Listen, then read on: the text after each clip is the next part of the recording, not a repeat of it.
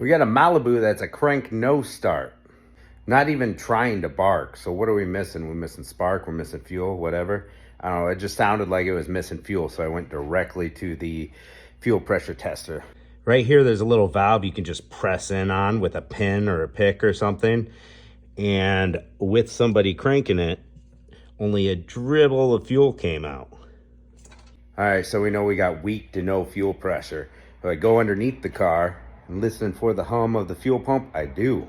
So our ignition switch, our fuses, relays are sending power over there.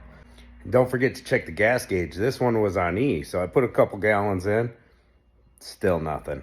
So it wasn't low on gas. Sometimes those gas gauges can get a little off over the years, and where you think you have a 1/16 of a tank, you're actually on E. So you always gotta check that. This is up in the air. Here's our wiring harness for the fuel pump right here.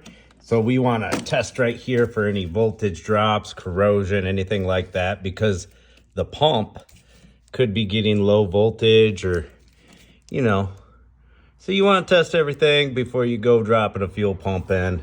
Okay, so I'm going to lower this exhaust a couple inches, give us some more room. We can take this cover off with all these bolts and pins, wiring out of the way, hose clamp there. Fuel lines, and that one looks crusty, might give me problems. And I could just cut these lines if I want to, because the new pump comes with them.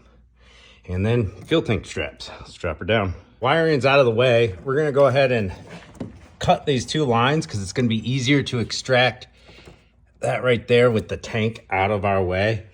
Got the heat guard off.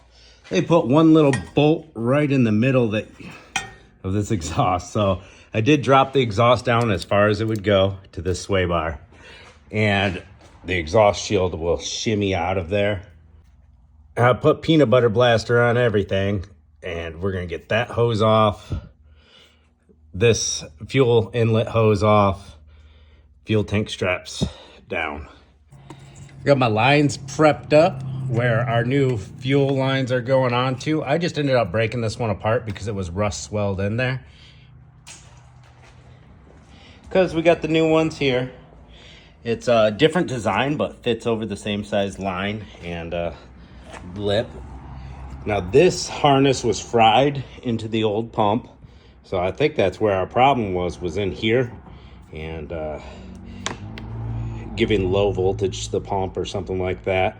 But with most of these fuel pumps, they know there's a problem. So when they sell you one, you also get a new wiring harness to wire up. See how those don't match?